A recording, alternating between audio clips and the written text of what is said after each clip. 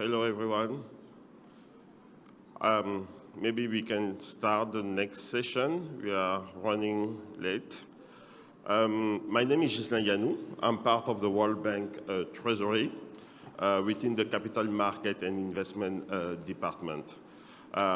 In this department, what we do basically is to leverage the capital market thanks to the World Bank AAA credit rating, funding the development project. So we will issue bonds for IBRD and IDA. We have a $65 billion funding activities per year for IBRD and about $8 billion for IDA.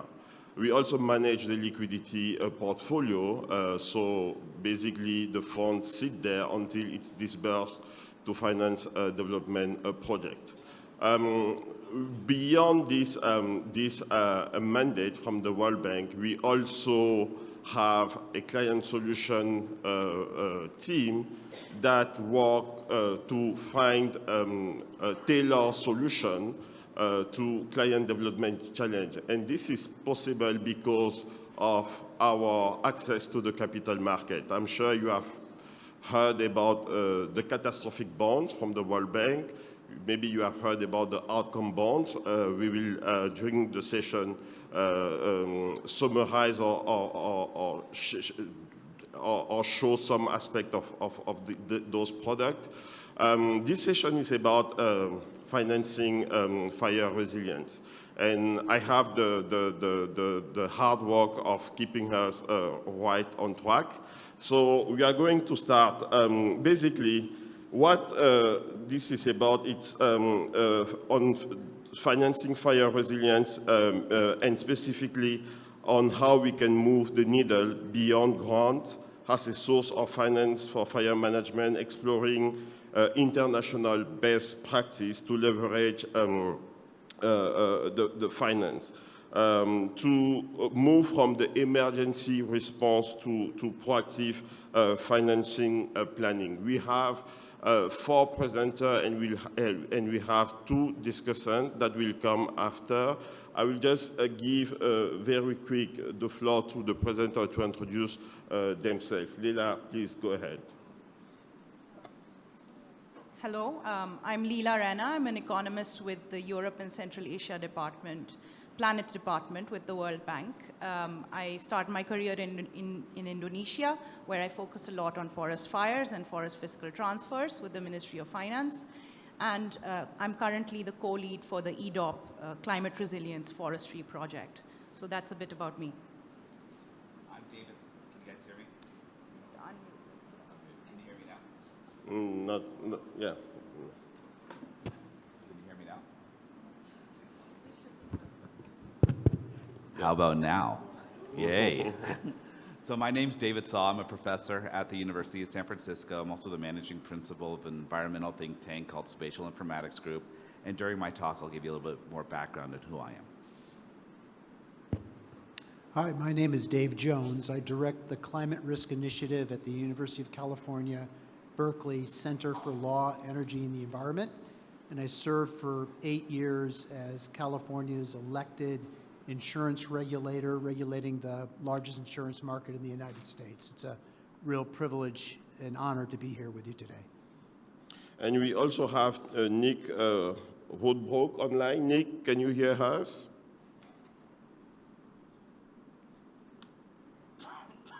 Nick? Okay, so maybe we will start, and hopefully Nick will join us later. So let's start with Raina. Leela, she will speak about spending better, fiscal policy, and instrument for wildfire presentation. Over to you, Leela.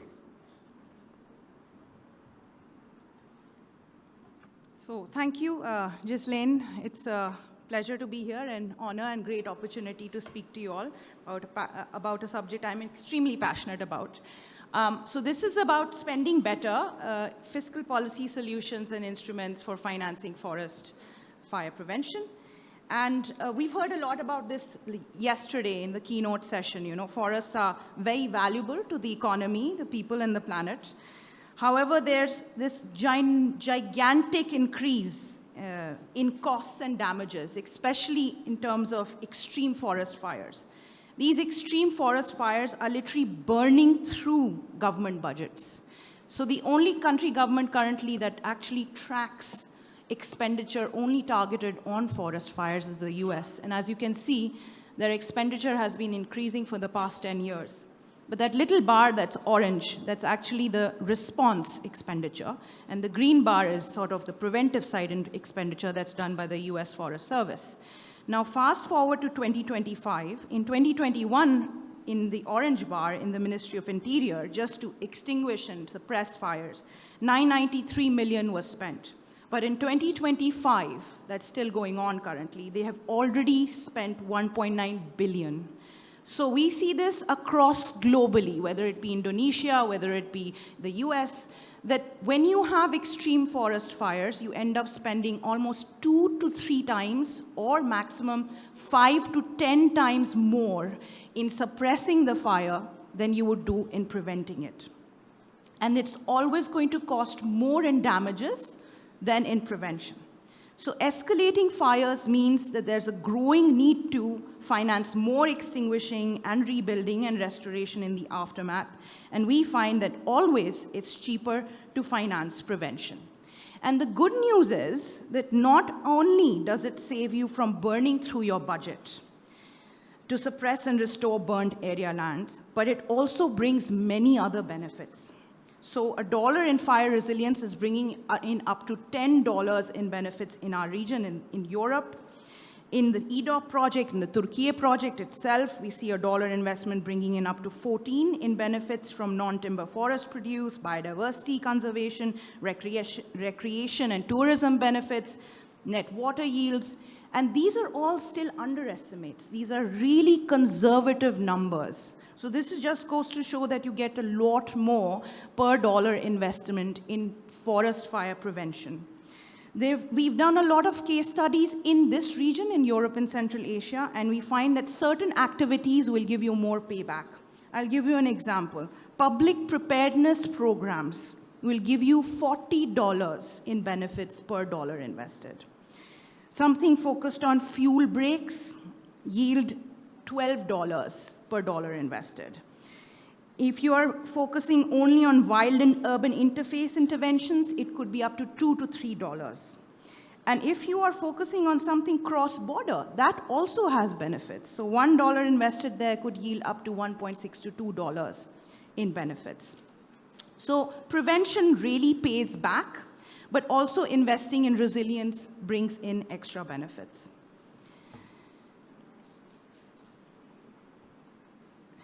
But today, as we gather here today, we face a very stark new reality. Firstly, the global public debt is high, and it's likely to keep increasing. What does that mean? Our governments are going to tighten their budgets, on one hand. The second hand, you have a decline in overseas development aid. Colleagues, this has never happened in the past 6 years. In real terms, 7.1% in real terms is declining in 2020, from 2023 has declined in terms of overseas development aid in 2024. What does that mean? It means grant financing may be harder to access. A lot of development sector priorities will compete for a shrinking pool of resources. This calls on us to use existing budgets more efficiently. We need to start doing more with less. We need to spend better to meet the growing finance gap.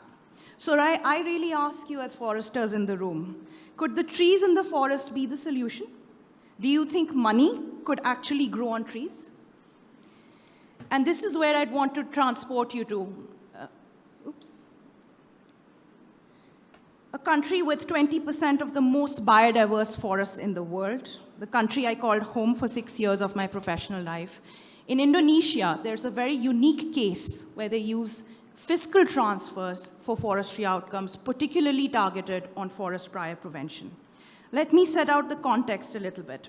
The finance that was required for doing any type of forest fire-related work was a lot more than what was programmed. So spending was falling short of needs. $70 billion was required across 8 years to implement a grand design to combat the haze from the fires. In 2015, an extreme forest fire in Indonesia burned through 1.9 million hectares. 1.9 million hectares across 731 villages which were high forest fire risk. So to do remedial work and to prevent later forest fires in the future, 70 billion was required out of 8 years. But the annual programming of budget was only in the range of $36 million. And you had a little over $200 million in other forestry activities that would help build the ecosystem resilience. But the needs were far more than what was programmed. Over and above that, there was little or no access to finance for the fire-adapted community work required at local government level. We found that only 0.5% of all finance was flowing to actual local governments or to villages. In general, that was related to climate finance. And these 731 fire-prone villages across 8 provinces did not have the kind of access to finance they required to do the fire preventive work. So the challenge that we were presented was, hey, there's a lot of money required. The people who need the money to do the actual work are not getting it. How can we solve this immediately as a short-term solution and build a longer-term solution for other financing aspects? We looked through the government's existing spending. Here we found that in 2017, there was around $460 million that was locked up and underutilized in the reforestation fund. And I'm going to come in a minute to the reforestation fund in the next slide. And here we had the need for $3 billion across the next 3 years from 2017 that we required. So this was a really good pot of underutilized money that we could reprogram towards forest fire prevention. So the solution was to assess how the government in the center, the Ministry of Finance, was pushing finance down to the local level, especially to these 731 fire-prone villages, in order to target them better and boost their capacity to spend, particularly on forest fire prevention activities. And in 2017, the Ministry of Finance issued a regulation with a new list of activities eligible for the reforestation finance, 50% of which were prioritized for prevention. An allocation would be lost if it's unspent, and this channel was now later on opened out to other climate forestry and development activities. And what did we find from this entire reform? Just 1% of revenue collected from productive forestry could provide sustainable financing for community activities in high fire risk villages year on year. So how does this work? So in Indonesia, there are many different ways that forestry, productive forestry, would accrue revenue. I will only go through two different types which make up the reforestation fund. The first is a volume-based rent. These are volume-based levies that apply to timber extracted from natural forests based on the volume of timber harvested. That's number one. Number two is the forest utilization permit fee, and this is a land area-based rent collected via the forest utilization permit. To note, that's almost over 60% of land in Indonesia is classified as state forest land. So we're talking about a lot of land here.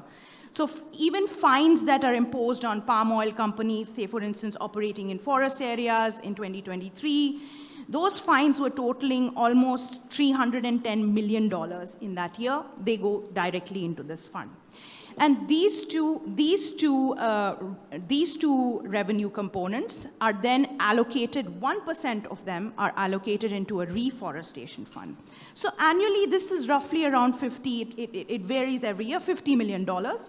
60% of this reforestation fund is kept with the central government, the Ministry of Finance at the center, and 40% of it is wired back to the regions in the forest where the revenue is coming from. So those provinces that are actually the producing regions of the revenue are getting the money back recycled to them to do preventive activities. So the graph on the right is at a glance in 2024, what kind of activities are financed by this reforestation fund. And as you can see, forest fire is one of the second biggest chunks. The other two are also related to fire, but more building just good forestry resilience. So say, for instance, maintenance of forest fire infrastructure and increasing, managing roads around the area, waste outside forest park, all that will come under the third really big other forest-related activities. And the first one is really the operationalization of a forest management unit, which is like an integrated unit at the local provincial level. So you ask, what does that big, round, circular red actually finance? These are the kind of activities they finance at a village level.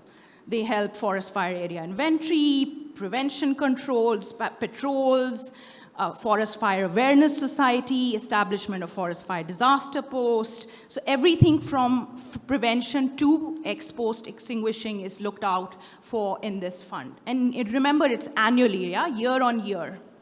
So what do we learn from this experience? That we can target fire-related public spending on highest forest risk geographies, that performance-based fiscal transfers really work, that we can improve the monitoring of spending and inform future spending decisions, and maybe a good starting point might be our upcoming Wildfire Management Public Expenditure Review Guide.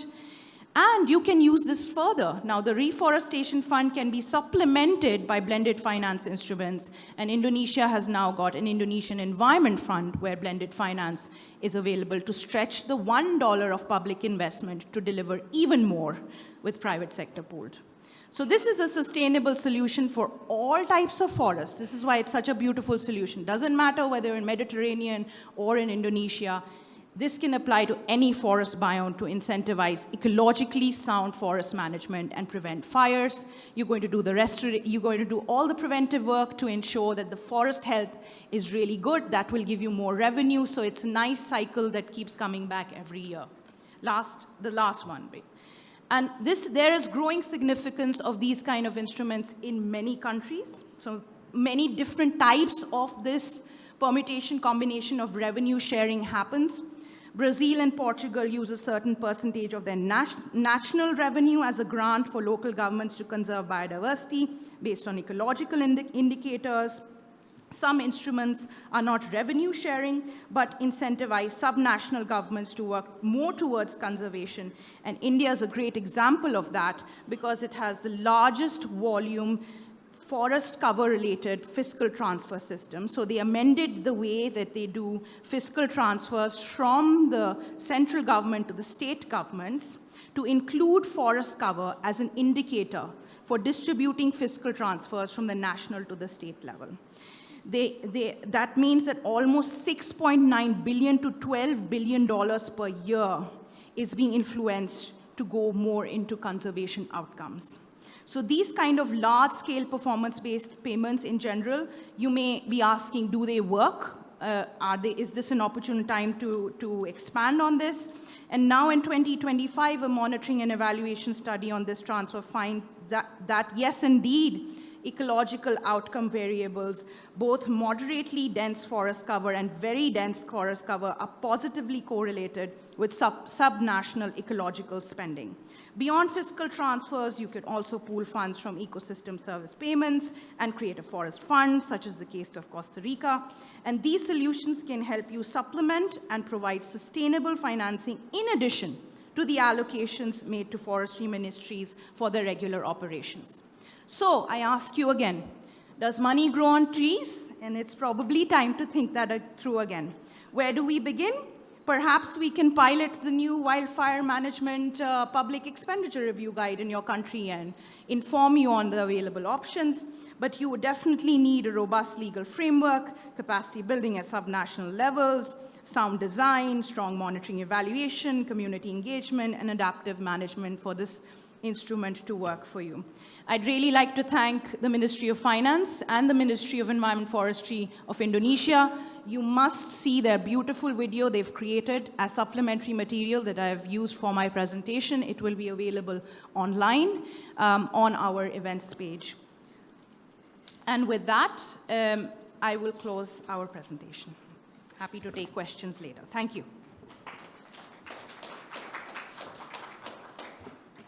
Thank you very much, Leela. If something is clear now, is that fire management is not a cost, it's an investment. For $1 invest, you can yield $14. So I think this is a good transition to our next speaker. I just want to make sure that Nick is online. Nick, can you hear us? Nick? Hello? Hello? Yep. Can you Yep. hear me? Yeah, we can hear you, Nick. Wonderful. So, Nick, what's going to happen when your video is, we can see you, perfect. So if you can just introduce yourself very briefly. We have about 10 minutes for your presentation, and let's go from there. Fantastic. Thank you very much for the opportunity to present. Apologies that I can't be there in person. And thank you, Leela, for setting such a great context, and that innovative revenue share model is very exciting. I think that can complement a little bit of what we will share today. My name is Nick Wobbrock. I'm a co-founder from Blue Forest, a nonprofit that develops something called the Forest Resilience Bond, a public-private partnership to accelerate the funding available to advance forest restoration and wildfire resilience. Wanted to share very quickly a little bit of how Blue Forest develops this forest resilience bond in the public-private partnership to develop a solution to help address the wildfire need and challenges, especially that we have in the Western US. It may be a template that can exist in other parts of the world, and in fact, we are working in some in Canada, as well as have discussed and met with partners in Portugal. So a little bit of context for what we have in the Western US. There's over 60 million acres nearly in high wildfire risk, putting many communities at risk, as well as substantial resources of our drinking water. Over 60 million people depend on water that comes from our forested watersheds in the Western US. And part of how Blue Forest operates is to develop a case around ecosystem services and community protection to complement public dollars with local investment to accelerate wildfire risk reduction. A little bit of context for what we are dealing with in the Western US is that really a changing landscape due to 100 years or more of wildfire suppression. Fire will exist, but what we want is low intensity fire that is less damaging.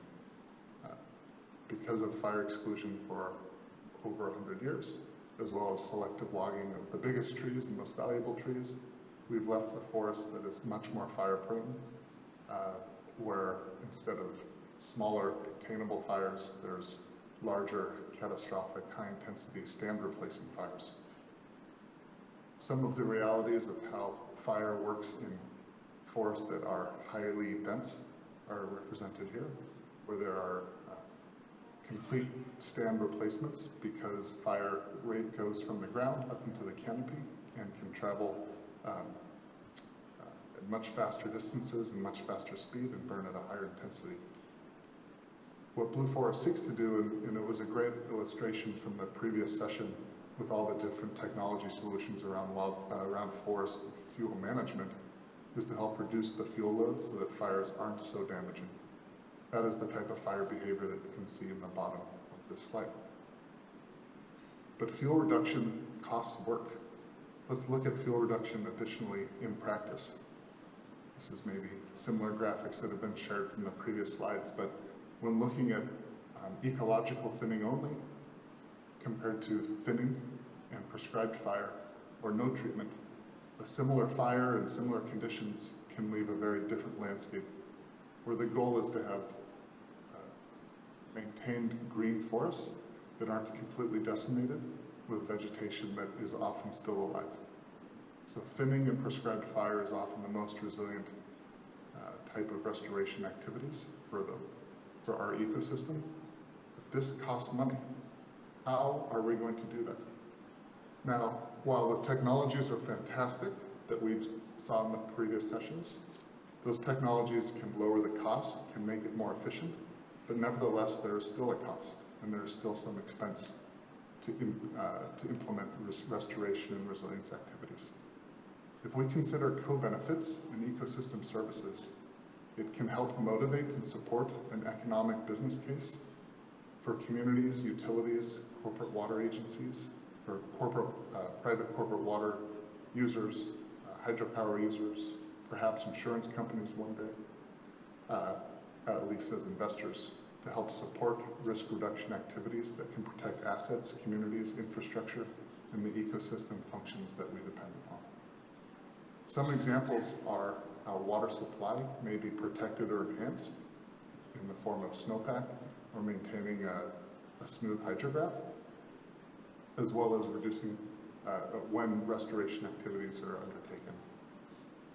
There's also the need to reduce the costs of fire if they were to occur. What sort of costs do we mean?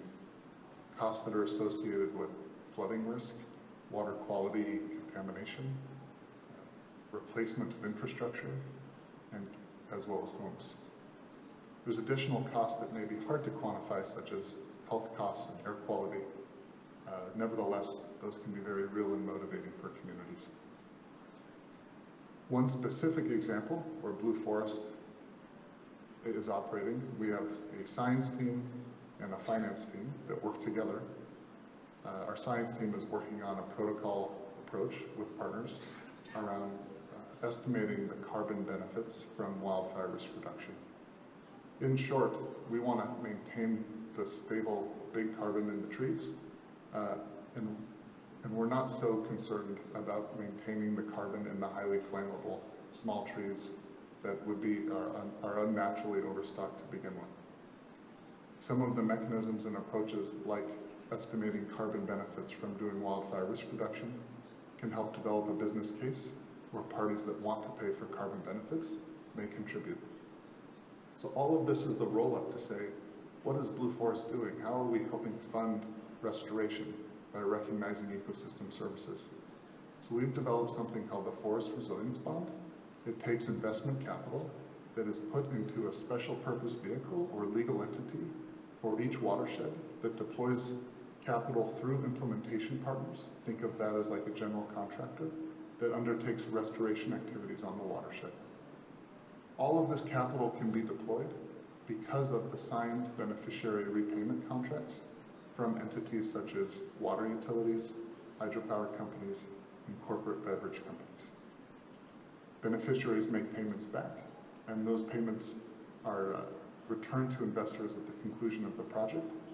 All of this accelerates capital and eases a working capital need that is often a barrier when there's government disbursements for restoration costs. And by beneficiaries making substantial repayment contribution commitments, can augment the funding available for restoration on the ground. So what motivates beneficiaries? What incentivizes them to partner? Some of it is risk reduction activities, protecting infrastructure, protecting water quality, augmenting or protecting water supply. Corporations, additionally, have an interest, many corporations have an interest for water stewardship and for contributing back to the watershed in which they pull or receive water. Additionally, local communities have infrastructure, perhaps trails, recreational activities, or a tourism industry, where maintaining these forested areas and communities are vital to their success. And lastly, local governments are often looking at ways to complement state and federal money to accelerate restoration. So this may all sound a bit complicated. How do we get all of these parties to share in the cost together and contribute towards restoration? One key component to the Forest Resilience Bond is that each beneficiary signs a simple contract that is unique to them. Their contract is making payments back to the Forest Resilience Bond entity rather than having to come to a complementary agreement with all of the other parties. And this makes it quite simple.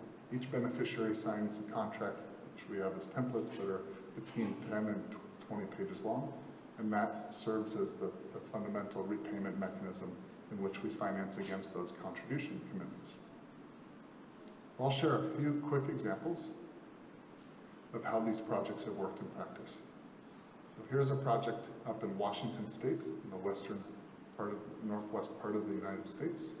It's about 75,000 acres, and this is a first phase of a 5,000 acre project to help protect the community of Wenatchee. It has many parties participating, including the Forest Service in the state of Washington, as well as Chelan County, which is a local government, and a public utility district. Important outcomes that have come from this restoration work is the protection of 16,000 acre feet of additional water over 10 years, as well as substantial decrease in wildfire intensity and risk for the community. This also can maintain, or is maintaining, substantial jobs and employment in the rural area, as well as accelerating quite a substantial habitat restoration and protection. Blue Forest has a science team that helps model and communicate what the wildfire risk reduction benefits are from these projects, as well as what the water quantity and quality benefits from doing that restoration. And here are a few examples of some of our modeled approaches. These are often done through partnership with science partners, and I'm really pleased to be on the esteemed panel with a capacity such as David from Spatial Informatics Group, who can run many of these types of models. And I'm excited to hear more about what he shares, as well as Commissioner Dave Jones around insurance and the potential for risk reduction. Lastly, I'll just share that Blue Forest is working in a handful of communities across the West. We have 6 or 7 projects ongoing and a dozen in the pipeline. These projects, sometimes people ask, well, what are the preconditions for success? How would we scale investments, and what are the first things we need to do? First off, Blue Forest doesn't plan projects, but we look to seek to work with partners who already know what they would like to do across their landscape. We identify what those planned projects are and how it may be implemented, and that's where it becomes fun. Blue Forest gets to work with partners to understand what is the scientific modeling that may be necessary to communicate the expected benefits, and to whom are the beneficiaries that stand to benefit from such restoration activities. We then help build a business case that can be compelling and robust with high integrity to motivate local investment. And lastly, we develop the contracts and agreements that can satisfy such commitments for that collaboration. So if you have interest, and if you're curious about how we might put a forest resilience bond together, how we might collaborate, please do reach out. Thank you for your time.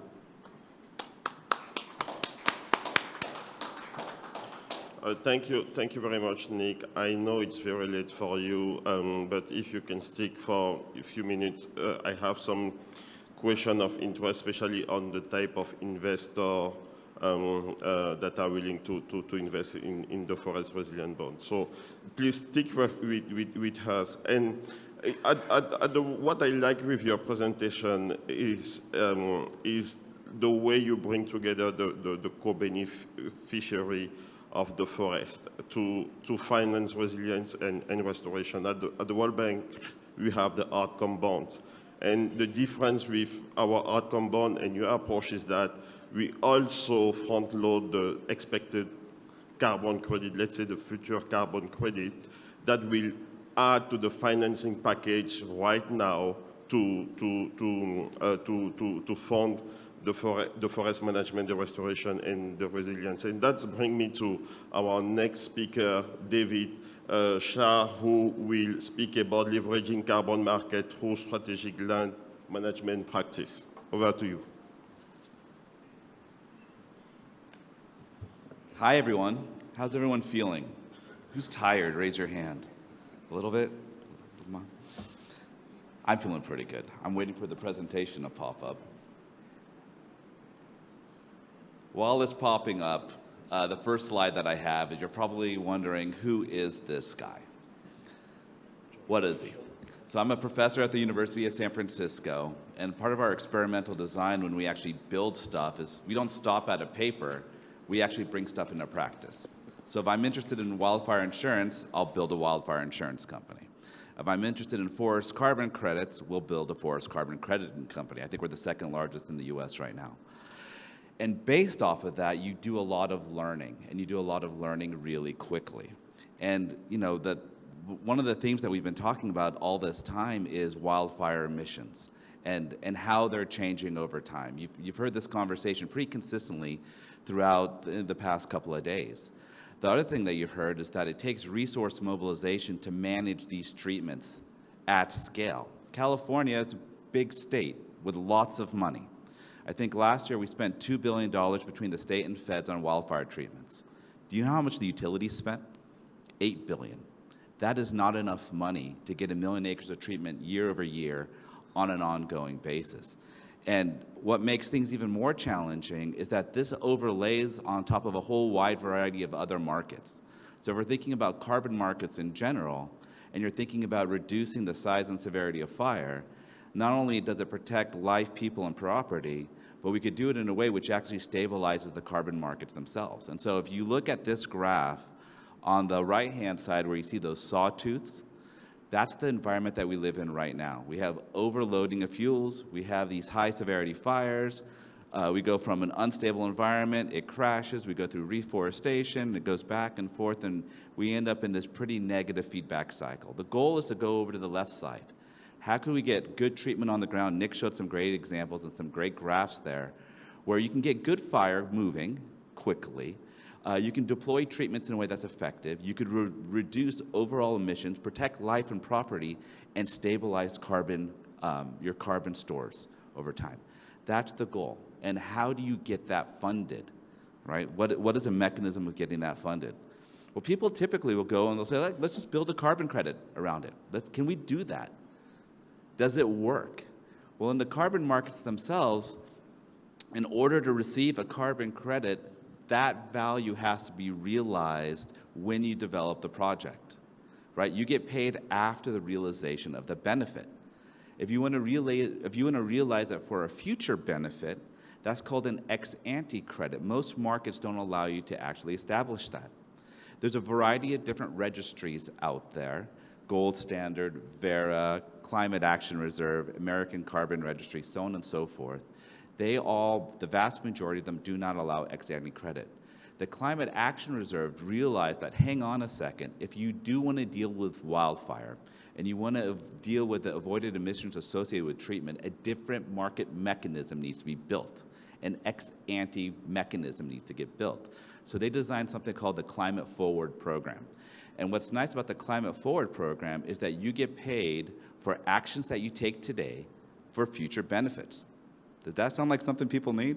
Yeah, I think it is, right? So how do you actually build something like that? So we built this protocol in the Climate Forward Registry called the Reducing Emissions from Megafire, REM, kind of like that rock band, all right? How does it basically work? There's a whole bunch of different pools that are associated with it. First, you need to account for basically all the carbon pools associated with your forestry. Right? You're pulling stuff out of the forest. There's a biomass utilization part. There's a wood products part.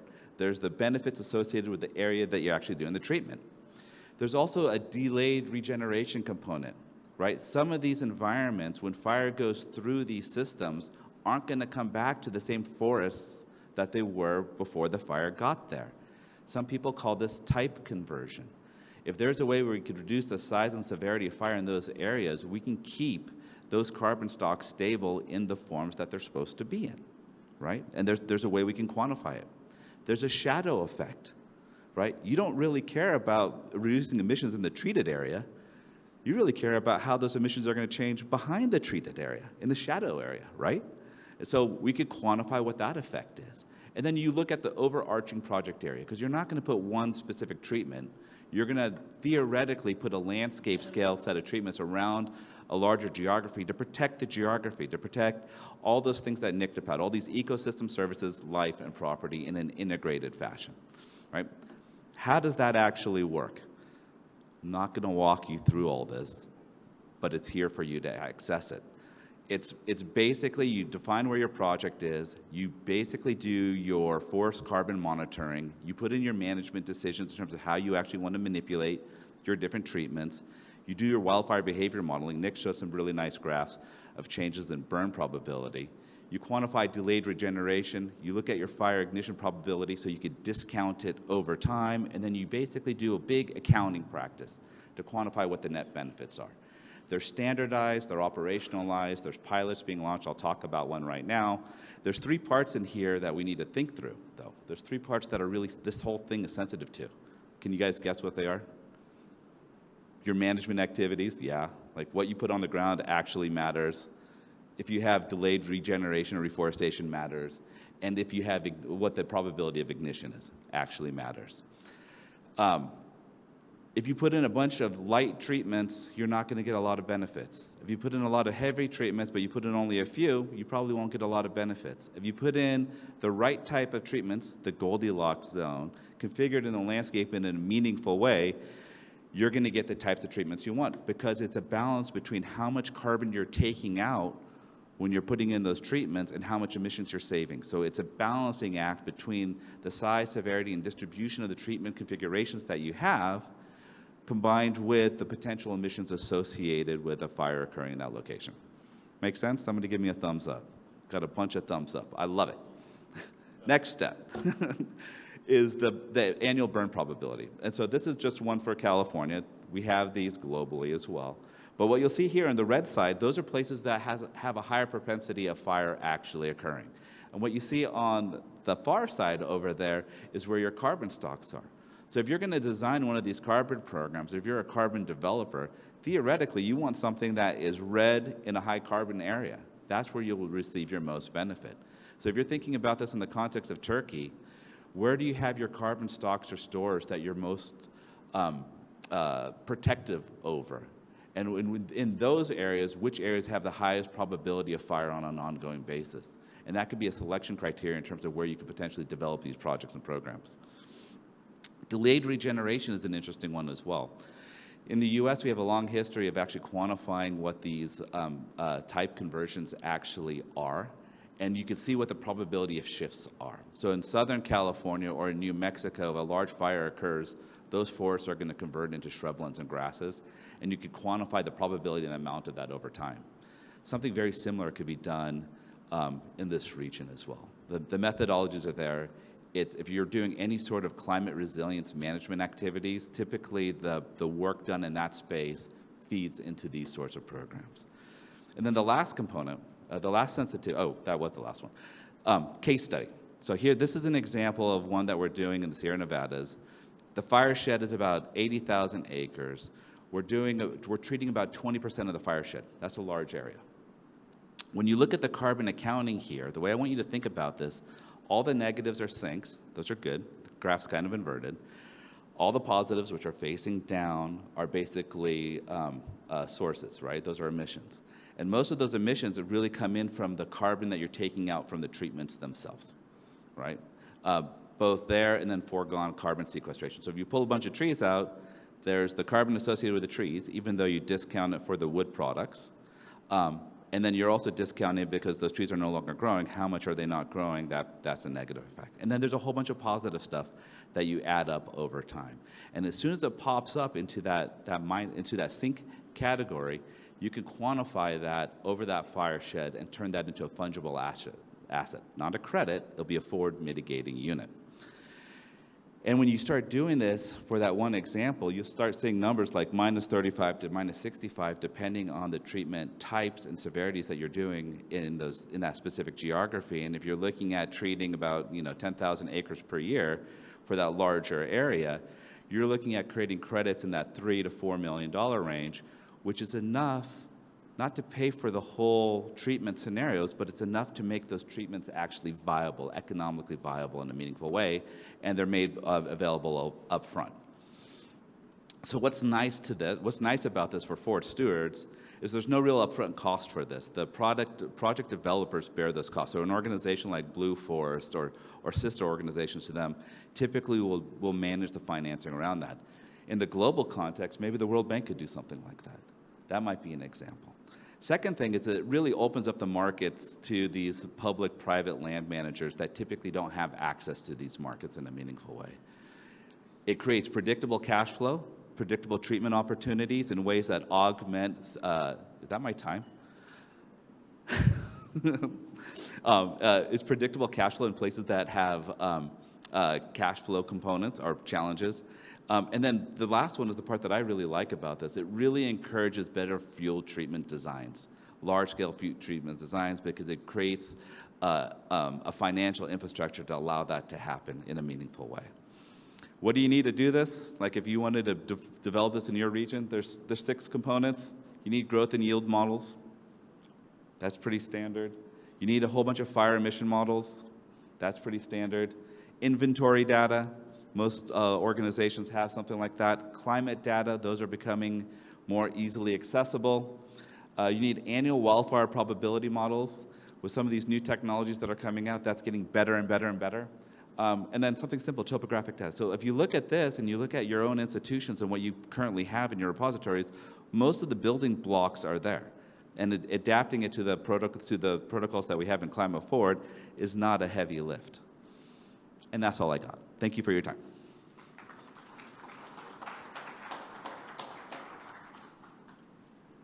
Thank you very much, David. I think your presentation and Nick's presentation really give us the landscape on how to attract capital market fund for fire management, restoration, and resilience. Let's move now to the insurance market. Our next speaker is Dave Jones, and he will speak about wildfire resilience insurance and how insurance company can take into account the mitigation measure and the fire management measure into the cost of the premium. Over to you.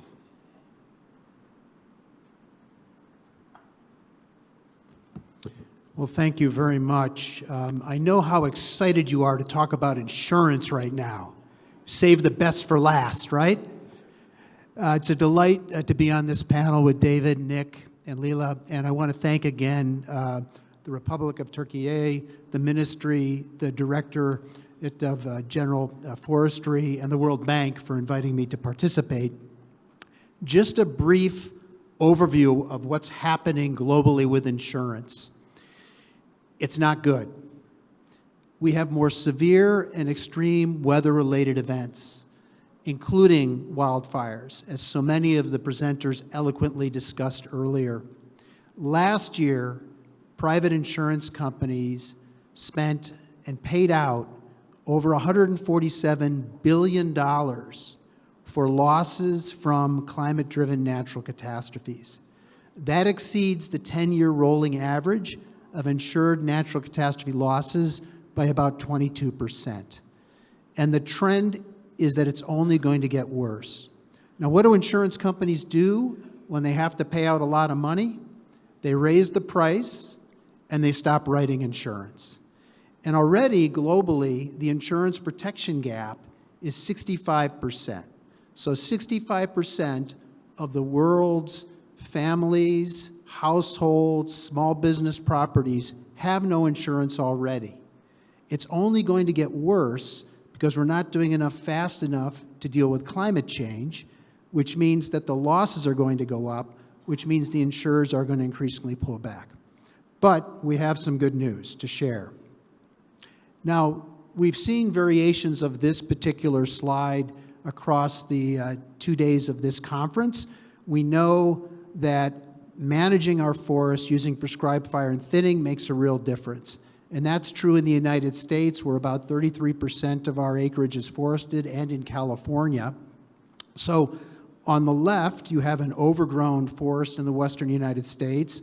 On the right, one that's been managed through prescribed fire and thinning.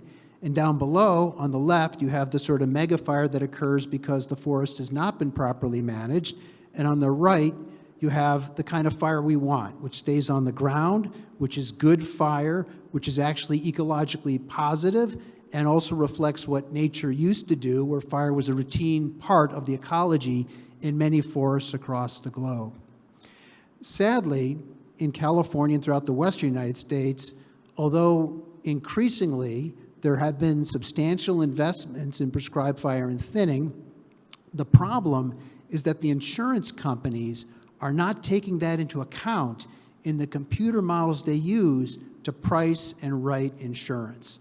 So in California, for example, where the state has appropriated $3 billion for prescribed fire and thinning, where the United States government in the bipartisan infrastructure bill about 4 years ago appropriated $5 billion across all national lands, where local governments and private property owners and private community associations are spending money on prescribed fire and thinning. With the exception of Dellis, which is an insurance company that David and I are involved in, none of the insurers are taking that into account in deciding whether to write and renew insurance or how to price it. And what that's meant in California and throughout the United States is that increasingly homeowners and small property owners are being told, we're not going to write insurance for you. And then when the disaster hits, they have nothing to fall back on to recover. So what's the good news part?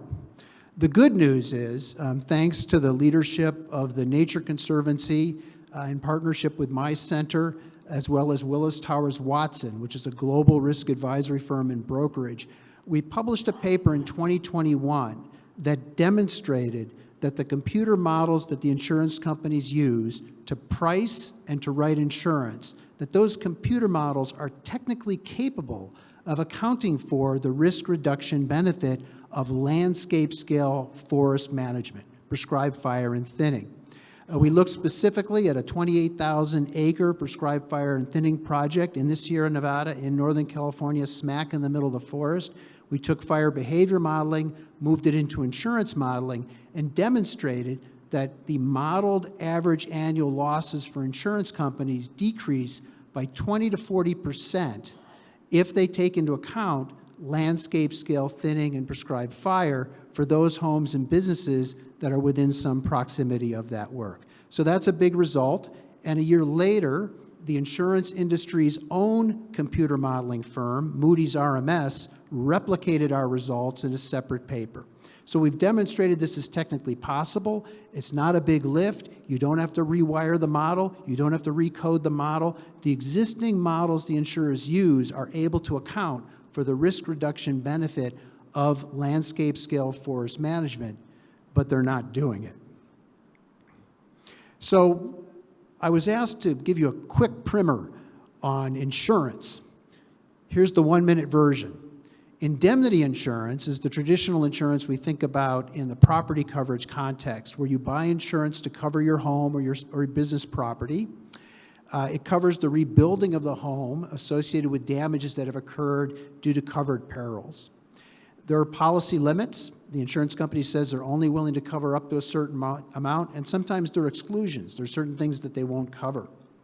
But you have to make a claim to get the insurance paid, and oftentimes there's a lot of friction between the policyholder and the insurance company, delays in claims payment, sometimes denials of claims, sometimes you're not paid as much as you're owed, lots of friction, lots of transactional costs. And the payout is limited oftentimes to rebuilding or replacing the structure that was damaged by the particular peril, in this case wildfire. There's a new type of insurance that's emerging called parametric insurance. It can cover communities, businesses, land, agriculture, other structures, but it triggers based on specific events occurring. So there's an objective trigger that's predefined in the parametric insurance contract, say wind of a certain speed or wildfire of a certain intensity or a certain number of acres that are burned. And then the insurance pays out automatically once that objective trigger is met. It too has policy limits and exclusions, but you don't have to go through that rigorous claims process where you're battling with the insurance company over the payout. And also, interestingly, there's no limit to what you can use the money for. So this is a sort of insurance that's beginning to emerge in various parts of the world as an alternative to indemnity insurance. The slideshow was so interested in my explanation, it didn't want to move to the next slide. So this is what's happening throughout the United States, and in particular in the forested areas of the western United States, but I believe this is also true in other parts of the globe. We have about 3 million homes, single-family homes, in the high wildfire risk areas of California, referred to as the wildfire urban interface. About 60% of our forests in California are owned by the United States government, about 35% owned privately, about 5% are in state and local and tribal hands. We've seen increasing losses from mega fires in California, the most recent of which were the LA wildfires, where it's predicted that the insurance companies will be paying out between $35 to $45 billion for that event alone. That's one of the single largest insurance payouts for any catastrophic event in the United States for quite some time. And we know that there's a growing risk of wildfire due to rising global temperatures, drier conditions, greater transpiration, all sorts of factors that are driving this phenomenon, as many have talked about earlier. And the challenge is that the insurers are not writing and renewing insurance in the very areas where people need it the most because they're facing this growing risk. Now, there's a further complication in the United States, which is that to get a loan to build a house or buy a house, you have to have insurance. The lender requires you to have insurance. And if you don't, they won't loan you the money. Or if you have the loan from them and you drop your insurance, they will force even more expensive insurance on you. So we're actually beginning to see in the United States increased mortgage loan delinquencies and non-payments because people can't find insurance or insurance prices are going up. So there are all sorts of flow-through risks to the financial sector. It also means that what's happening too is that people are being forced to state-created insurance entities as a backstop, which often provide lesser coverage. So here's the good news. Working with a partnership between the Nature Conservancy and Willis Towers Watson and my center, we actually were successful in designing, structuring, and placing an insurance policy for a 6,500 home community smack in the middle of the forest in Northern California. That black boundary there is the boundary of the Tahoe Donner community. It's what we call a homeowners association. The individual homes are privately owned, but the overall property is administered by a private community called a homeowners association, into which each homeowner participates. The insurance covers 1,345 acres of common land owned by that homeowners association. That's the purple, the light purple and dark purple in the slide at the southern boundary of the community. Those lands are recreational lands. They're used for hiking, for mountain biking, for cross-country skiing, for downhill skiing. They have value to this association. And also, if they burn, a lot of money will have to be spent in pulling charred debris out and remediating the lands. So the purpose of the insurance policy is to cover those costs. The insurance policy covers up to $2.5 million of $4.5 million worth of acreage. The very, very interesting aspect of this is that we persuaded the insurance company to write the insurance because this community is engaged in thinning and prescribed fire. They're actively managing 1,500 acres of their 7,500 acres. And in the area north, which is shown by the green, that's the U.S. National Forest. That area is being managed. And the municipality in which this community lies also is engaged in active prescribed fire and thinning. So all of those things allowed us to go to the insurance company and persuade them by showing them the results of our 2021 paper and some risk analytics that this was actually a good bet for them, that they could write insurance here and still make money by taking into account the risk reduction associated with all of that forest treatment. And for good measure, we got a 39% reduction in the premium and an 84% reduction in deductible. And that's terrific. Getting a reduction in price because of forest management is very positive, but getting the insurance written at all was the bigger win because in this very area, insurance companies are pulling out. They're not writing insurance because they're not taking into account forest management and they think the risk is too high. So as I said, this was the partnership between these three entities. What we achieved was convincing an insurance company to actually write insurance for a community in the middle of the forest by taking into account forest management. We convinced a major insurance broker to carry this message forward to the insurance industry. And for the first time, we placed this insurance product that actually was written because of the forest management that's occurring in the area. Why does it matter? Well, it demonstrates that insurers can do this. It's nice to publish a paper and show the modeling results, but getting the insurers to actually write it is a big win. And our plan then is to convince other insurers to do so as well, and we've gotten a lot of interest from insurance companies now that we've done this, and they've seen some member of their industry writing this insurance, they're expressing interest in doing this as well.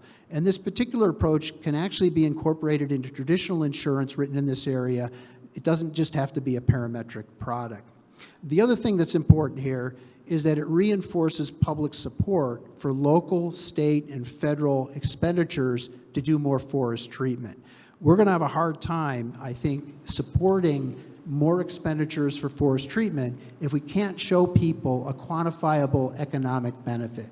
Insurance and getting insurers to incorporate this into their modeling and into their writing of insurance and their pricing gives people a direct benefit that then builds support for more local, state, provincial, national, regional investments in what we all know is necessary, which is spending a lot more money on thinning. Okay, I'm wrapping it up. I'm getting the hook. Yes, so thank you. All right, so this is where you can go to learn about the technical work that we did. We're delighted to have a chance to share this with you. We think it's a tremendous opportunity to align insurance with forest management, and I appreciate the time to present to you. Thank you. Thank you.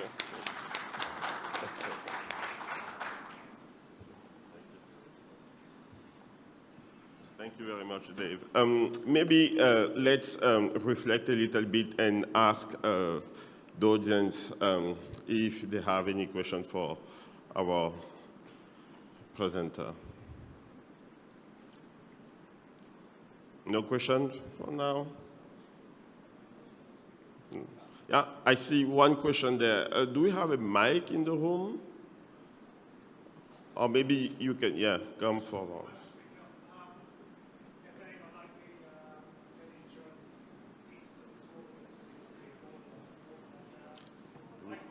Yeah, there is a mic coming, please. Thank you. Hello. Dave, my question is relating to some of the technology that we spoke to in the last session and how that could affect insurance or make it easier to insure, because that adds value to the technology as well. If there's an insurance reduction from implementing technology like that, so I'd like your opinion on that.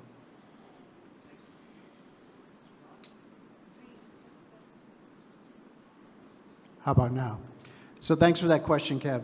So there's no question that all of the innovative technologies and practices that were demonstrated earlier in the conference could help insurers write more insurance and could help them better price the insurance. The challenge has been convincing the insurers to do that. And so that is going to require, I think, more demonstrations of the kind that we've done. But there's another path, too, which is that in the United States, states could require insurance companies to take these things into account. So the state of Colorado just signed a law that requires the computer models used by insurers in Colorado to take into account property, community, and landscape scale adaptation and resilience. Why did they do that? Because they got tired of waiting for the insurance industry to do it voluntarily. Now, I'm still hopeful the insurance industry will do it voluntarily, but national governments could enact laws or through their insurance regulator require that proven, scientifically based, empirically based adaptation and resilience be taken into account. And I'll just close with this, and also national insurance schemes can do the same thing. So you've got a terrific example here with the Türkiye catastrophe insurance risk pool, which is historically covered earthquake, but now is going to be moving to cover all additional perils, I understand, including fire. There's a terrific opportunity for the expertise of the ministry and the Directorate on Forestry to be brought to bear with the Türkiye Private Pension and Insurance Regulatory Authority, and also DASC, which is the issuer of the catastrophe insurance, to make sure going forward that that product, as it covers fire, incorporates all of the excellent work of the ministry with regard to reducing risk. So that is a real opportunity. Thank you. Thanks. Yeah, thank you, Dave. David, want to reflect? Yeah, just let me do you want to hear a dirty little secret? Always. How about now? Can you hear me? Yes.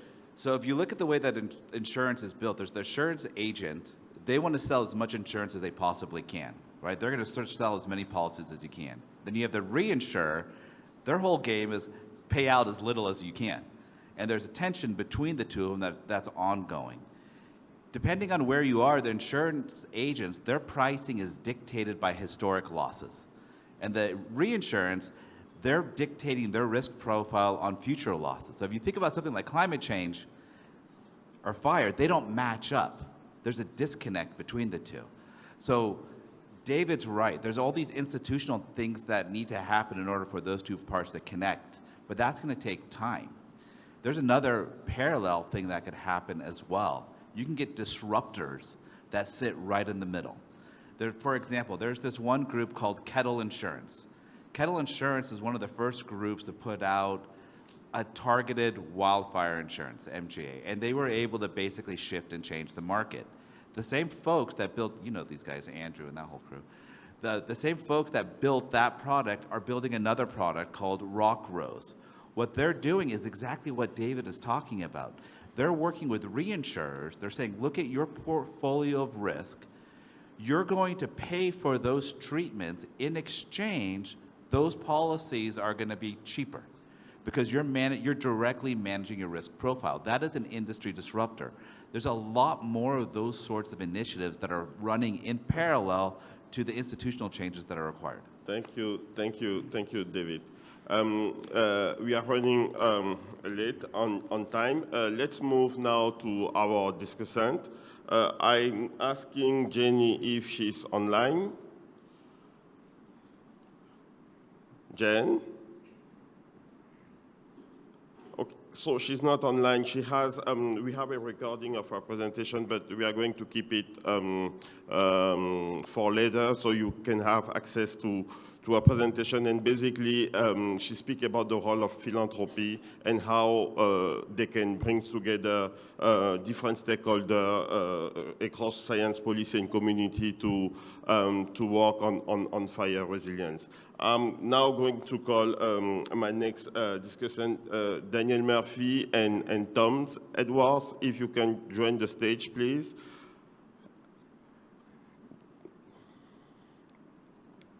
So Daniel Murphy is with the World Economic Forum, and he will give her some insight on the World Economic Forum Global Risk and Resilience Playbook.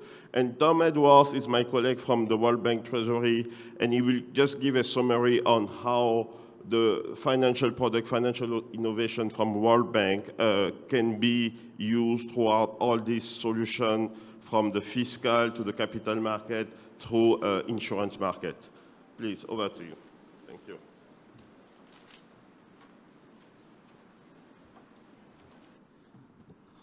All right, thank you very much, everyone. I'll just wait for the presentation to pop up here, but thank you so much to, again, our hosts here in Ankara, and I think much of what I'll be saying is a nice follow-along to Commissioner Jones's remarks previously. So I'll just give it maybe 1 second to pop up here. Oh, actually, this one is not my presentation, so perhaps we can jump to that one. But maybe I'll just start kind of giving the framing that I know my presentation will talk about a little bit. So for those of you that don't know, the World Economic Forum is a platform for public-private partnerships. We have partnerships with around 1,000 of the world's largest Fortune 500 companies, and really we bring together public and private to try to solve some of the world's most pressing challenges. And this topic of climate risk, growing costs of increasing pullback from insurance, the increasing frequency and severity of extreme weather events are really rising to the top of the industry agenda for companies across financial services and utilities and energy companies. And we have a few hard-hitting stats on that maybe I'll just see if the presentation will come up here. I don't know if we're going to get that, but okay. Okay, yeah, so You can picture a beautiful presentation in the background. Okay, there we go. We manifested it. So maybe just to say, over the past couple of years, the World Economic Forum has been doing quite a bit of work on the topic of extreme heat, looking about how warming temperatures are driving some of the impacts that we've really heard about on the panel today, particularly as they're fueling increasingly frequent and severe and intense wildfire. We can go maybe to the next slide here, but first of all, just to set the stage, each of the past 10 years globally have been the hottest on record.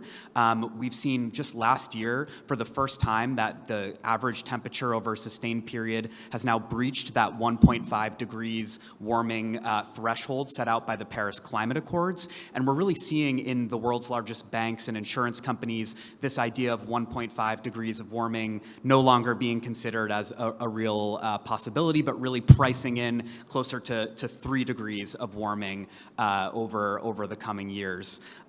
So how is this these rising temperatures actually manifesting? So one of the ways that we're hearing the kind of most prominent effects from our business partners at the forum is through their impacts on labor productivity. So we're, there we go. Okay, that's fantastic. So I was just talking about that record-breaking heat there. So some of those productivity impacts by 2030, we're going to see 2.4 trillion in productivity losses globally.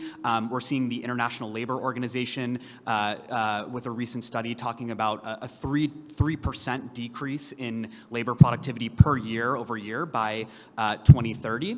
And every year at the World Economic Forum, we do a global risk report with some of our insurance partners, including Marsh McLennan and Zurich Insurance. And as you can see by the graph on the right here, these climate risks, particularly physical climate risks and heat-fueled climate risks, are really making up the bulk of the most severe projected impacts over the next 10 years.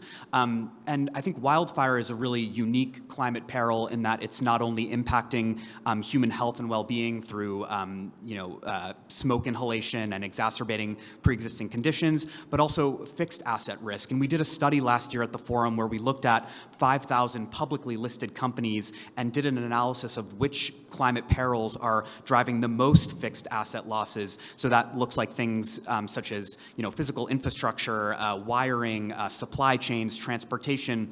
And we found that wildfire was among the most impactful physical climate risks for driving those fixed asset losses. And this is really showing up in some of the industries that are kind of making up the plumbing of our global economy today, such as utilities and energy companies, telco as well. And this is largely due to some of the strains on data centers from some of these heat-fueled physical climate risks.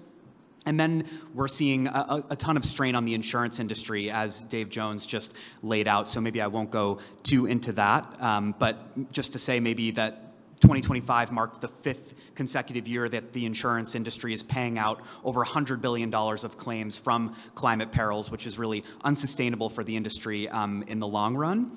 And so, we're seeing that gap that Dave pointed to there between the total losses from natural catastrophe and those insured losses, that $320 billion versus the $140 billion, which really points to this large insurance protection gap. And I think of insurance as really the most tangible adaptation tool that people have to manage these climate risks. If you don't have insurance to protect yourself from damage to your home or to your livelihood, you're really left bearing the full brunt of that cost of a climate risk yourself. And I think where we see these insurance protection gaps is very unevenly distributed. It's really in these communities that are most on the front lines of climate risk that are the least protected from insurance. And I think to David's point, insurance wants to sell the most insurance. They want to be penetrating these markets that are the most underinsured. And I think some of the tools that we've been seeing in the previous sessions around better climate risk data collection, how we can improve our risk models to be more forward-looking and get ahead of these increasingly frequent and severe climate risks are going to allow insurers to hopefully make inroads in these markets, which have been really challenging to penetrate in the past. I'll maybe just give two case studies that I think are quite interesting from a report that we put out earlier this year at the World Economic Forum, looking at the insurance industry's response to extreme heat. And I'm going to, I think, sub out the second one because Dave, I think, very eloquently spoke about that already. But AXA in Hong Kong last year put out a first-of-its-kind extreme heat parametric product to protect vulnerable workers during times of extreme heat. So they established a threshold, as Commissioner Jones was talking about, where they set a certain level for temperature over a certain series of days. And they worked with a construction company in Hong Kong who essentially took a look at their workforce and wanted to understand how they can better protect their workers, their outdoor vulnerable workers during periods of extreme heat, to provide not only a payout when this temperature threshold is breached, but also critical adaptation tools such as a heat action kit, a cooling kit, to protect these workers who essentially this construction company realized that if they are not kind of getting in early when there's a severe heat wave, it can lead to more sustained illness and potentially death. It can keep workers off of the production line for longer, and it will have more long-term economic consequences for the company when they're not coming in early and providing their workers with the tools that they need. Maybe just instead of that second case study, I'll just sub in another interesting one that Swiss Re did in Hong Kong a few years ago called Haze Shield, where they worked with the National Environmental Association of Hong Kong to create essentially a pollutant index. So they establish a threshold, in this case for haze, but it could be easily applied to smoke, where once pollutants reached a certain threshold within the atmosphere, a payout triggered to companies that experience business disruptions because of this haze. You can imagine companies in tourism, for example, or transportation, where they essentially can't operate and are facing business disruptions due to this extreme haze. And they saw this as a really important resilience tool to protect against these business disruptions. And I think Dave covered all of the parametric stuff already, so I'll just end there and maybe just with a final word say that at the forum we're going to be really driving this work forward through an initiative on wildfire, through our Global Wildfire Leadership Network, which you'll hear a lot more from my colleague Natalie in the next session. So yeah, thank you all again for your time today.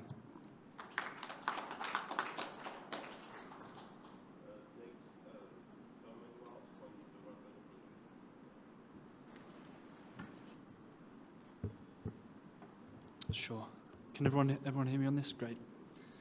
Hello, everyone. Just while we wait for the slide to come up, sort of by way of introduction to talk about the basis of my intervention today, we thought it might be interesting to discuss very briefly sort of where the World Bank sits in the conversations that we've been having this morning. We've heard a lot about the innovations and try and draw some parallels with what's been discussed and encourage maybe some discussion on how we as the World Bank can continue to sort of tackle these issues that have been raised today. So I've been listening with great interest all morning actually on innovations for forest management, forest treatment, and on the importance of forest management overall for fire risk. And one way, maybe if the presentation's on its way. Perfect, there we go. So it all fits on one slide, which is great. And one of the ways that we've been innovating in this way is through outcome bonds, which we've heard already about this morning with Nick. So these really recognize one of the big questions that emerging market countries need to answer when thinking about these issues, which is how we get the underlying projects financed to realize the benefits that people have been talking about this morning and the early afternoon. So there are two recent cases that I wanted to highlight with the way that the bank has been seeing these outcome bonds. And the first is how we're channeling donor financing through our 2022 wildlife conservation bond. So the way that this works in brief is to transfer the project risk from the implementer to the capital markets. And so we have a donor, in this case the GEF, which pledges to pay upfront the financing needed to implement the project. Then a bond, IBRD issues a bond, and then based on the project's success, the donor will then pay the capital markets the investors in the bond based on these project successes. And I wanted to sort of draw a parallel with what Nick was talking about already. We've been looking at this through maybe a donor lens, but actually hearing how co-beneficiaries could play an important role in these outcome bonds has been very interesting and some food for thought for us, perhaps. Another way we look at outcome bonds, which again was talked about already during this session, is through the front-loading of carbon revenues. And hearing David talk about innovative ways to measure these outside of the carbon credits that the bank has been looking at primarily, again, has been very interesting and perhaps shows that there's space for us to go further in that space when looking at carbon revenues for outcome bonds. To talk then about insurance, we look at this through catastrophe bonds primarily, and so this is, as we've heard many times already this morning, it's a parametric way of insurance. So again, IBRD will issue the bond, and the client, the emerging market country, will pay a premium to have this insurance. And if a catastrophe meets the criteria, the insurance will pay, the bond will pay to the client. And Leela made a fantastic point, which I wanted to touch on, regarding this when she spoke about indebtedness in emerging market countries, particularly when facing these crises. And an advantage of our cat bond approach is actually that because IBRD is the issuer of the bond, they don't function as a debt obligation to the emerging market countries. So this might be a way to mitigate some of the issues that Leela was talking about. But what today is made clear broadly is that the crucial element is more in risk mitigation. And so we wanted to recognize that our catastrophe bonds are ex-post measures of insurance. And so actually, this is one of the areas in which we can look at maybe adapting some of our existing solutions for this issue. So up until now, I've been talking primarily about capital markets solutions. And these benefit a great deal from the World Bank expertise and implementation, as well as our AAA credit rating to sort of smooth the transaction and reduce the overall costs.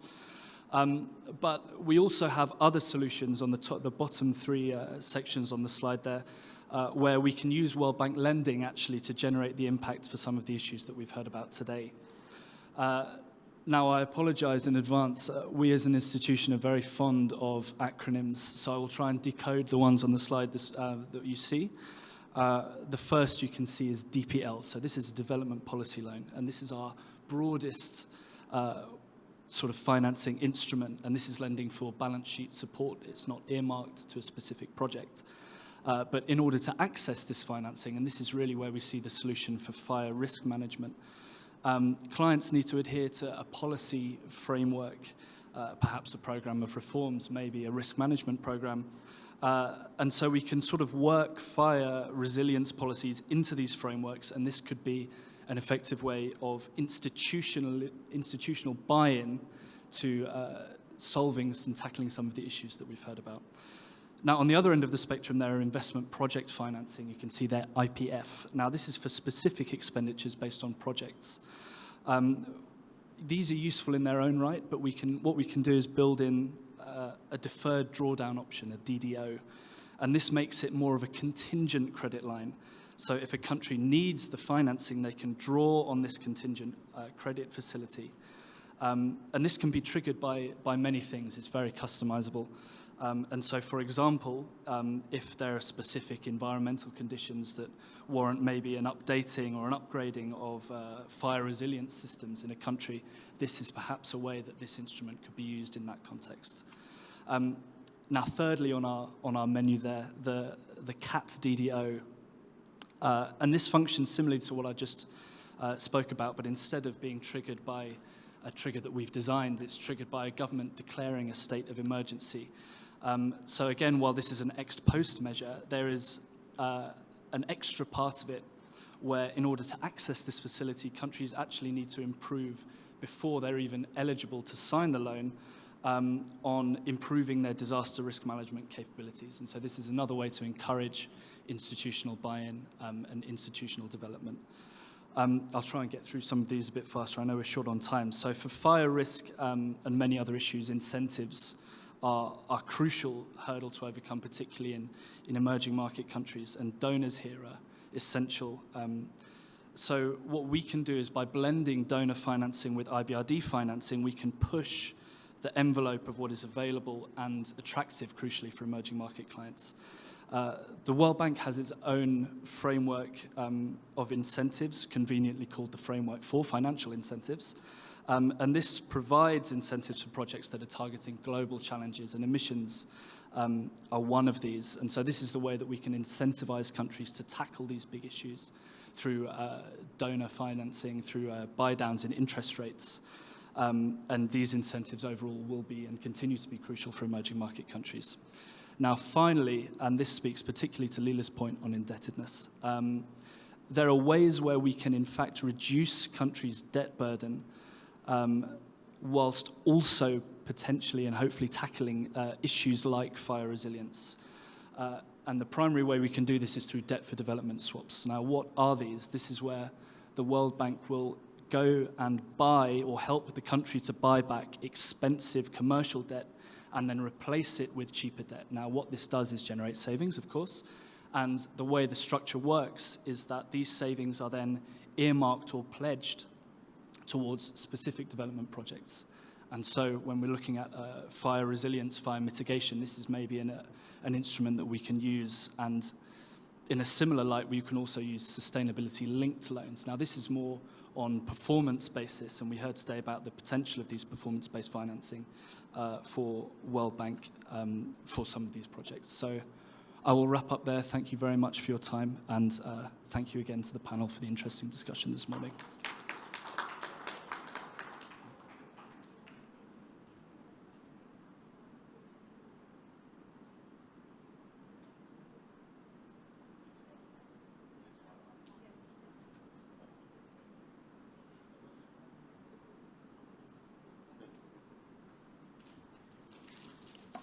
Thank you very much, Tom.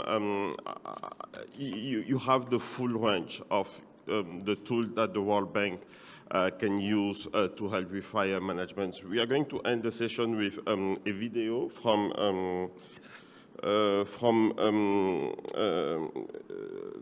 Jenny Moore from, Jenny Biggs, who is Program Director at the Gordon and Betty Moore Foundation. A brief introduction of Jamie. Jamie leads the Gordon and Betty Moore Foundation Bay Area Program and Special Project. As Program Director, she oversees local and special opportunity grant making and allocation management. Her video is about the role of philanthropic funds and how to bring together all stakeholders for fire resilience. If we can play the video, please. Thank you.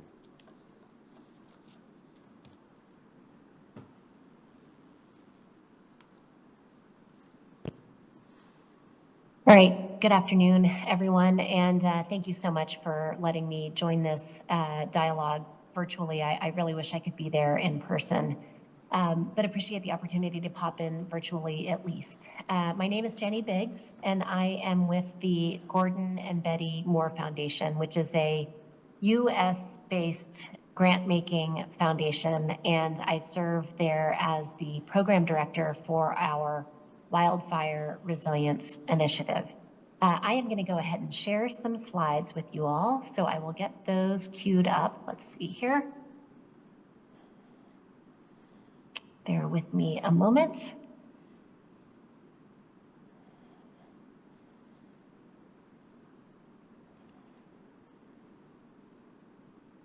All right. There we go. Hopefully that is working. As I said, I lead our Wildfire Resilience Initiative, and this is an area of work that we began exploring back in 2018, and as of early 2023, formally launched grant-making initiatives where we're deploying a set of strategies to achieve wildfire resilience across Western North America. We think about the long-term vision of that work as enduring change where we can see ecologically beneficial fire as the dominant contributor to what we see burning every year across Western North America, with that implicit corollary that extreme wildfire events do not threaten.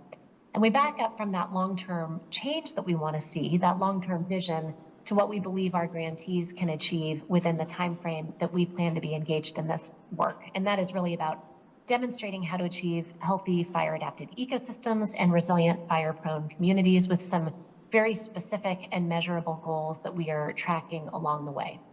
Now, as we are a few years in and have the opportunity to reflect on some of our early lessons in this space, they bring us right here to this very conversation today.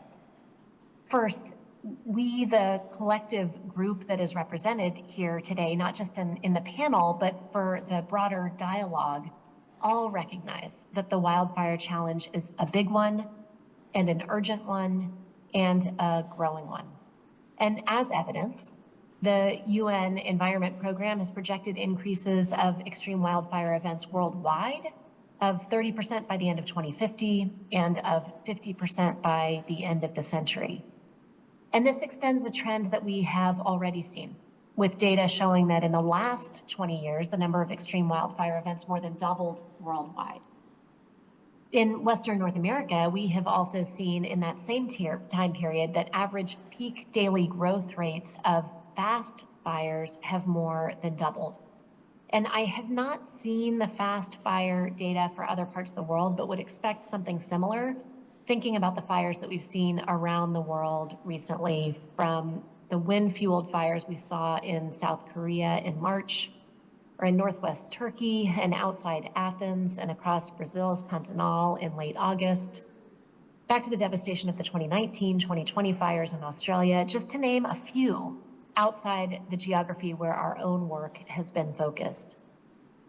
So we are undoubtedly and collectively headed into a more fiery future with increasing incidence and severity and speed to wrestle. And at the same time, in many parts of the planet, we have too little fire in ecosystems that have been starved of their natural fire regime. So we have this really interesting duality, needing more ecologically beneficial fire in places with fire deficits, like many of the ecosystems across North America, while also needing reductions in extreme wildfire events and management of fire return intervals where we have a fire surplus.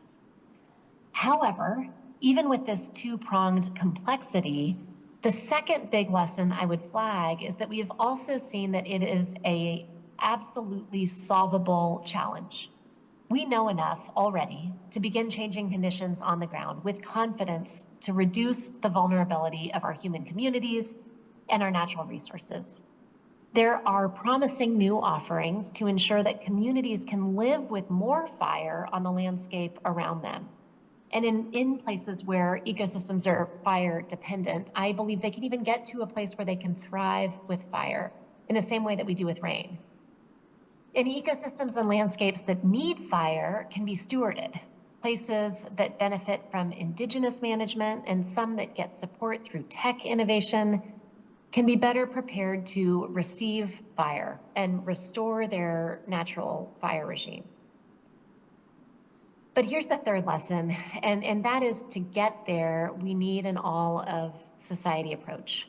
And that is key to this session on financing fire resilience. And it's why, frankly, all of the sessions and conversations that you're having today are so critical. Because to tackle this challenge, we need to be rolling up our sleeves and working together across borders and across sectors. I like to say that wildfire is a grand unifier. It is something visceral that increasingly impacts us all. And so there's a need and a place for fire diplomacy now, so we can collaborate and work faster and better together across borders, across oceans, across hemispheres, and across socio-political divisions. And in my experience, fire brings people willingly together. And we also know that the most critical piece for figuring out how to sustain the prevention work that we know needs to happen for enduring resilience, the community mitigations and the ecosystem stewardship, that has to come from innovative financing. Financing that is based on a realistic understanding of what the ongoing costs will be and who will pay, and how to assemble the right pieces and players, both in the moment and over time. From where I sit, I believe philanthropy can help in targeted ways. Sometimes, as our Moore Foundation President Harvey Feinberg describes, there are market failures or other gaps that philanthropy can target to help get these wheels turning productively. And we talk about this as having philanthropic capital seed innovative solutions to accelerate and de-risk and demonstrate ideas through grants.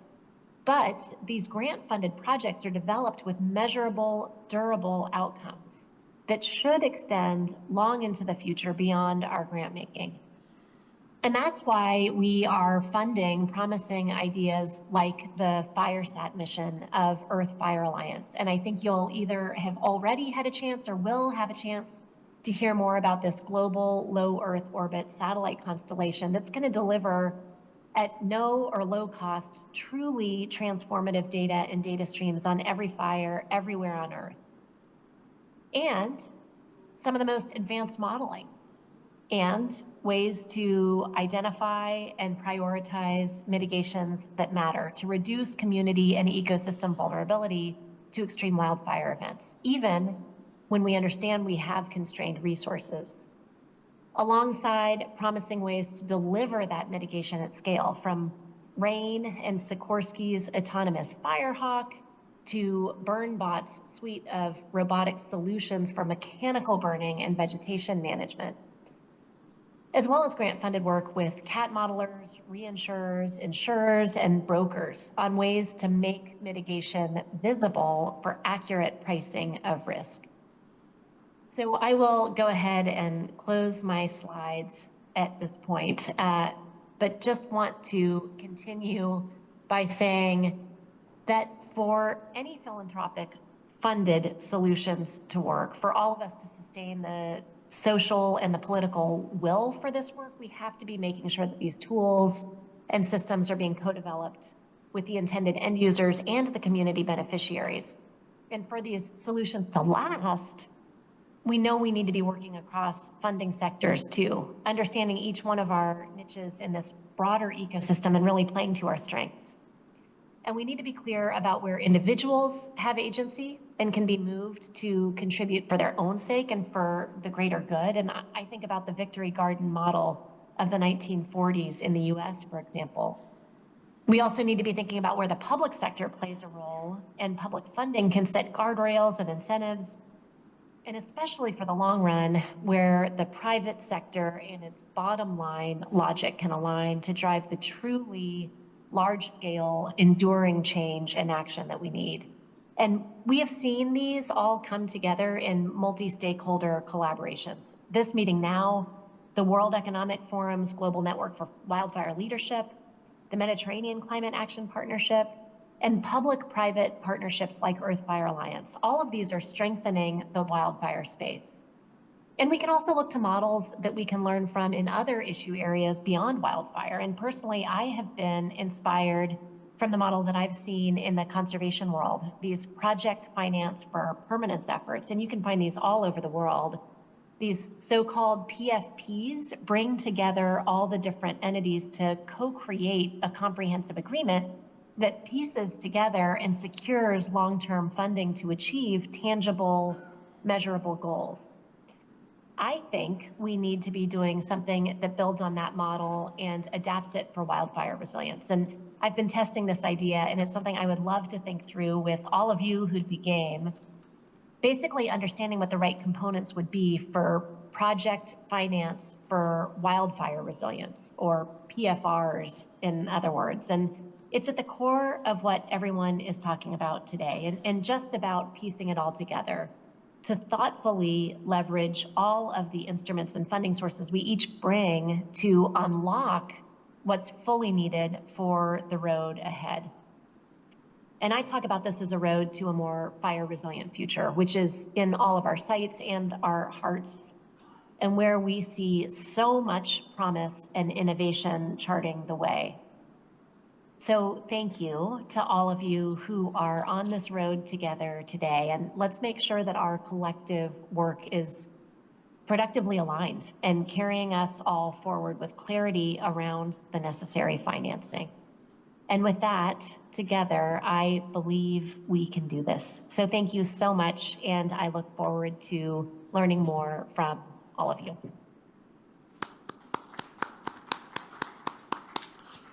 Thank you very much. With that, we are going to close the session, but just I have so many questions for the panel, but we don't have time. But I think the key question is really how all those tool solutions could be adapted to emerging market, and I think this is food for thought. And we can continue the conversation. You have my contact from the World Bank.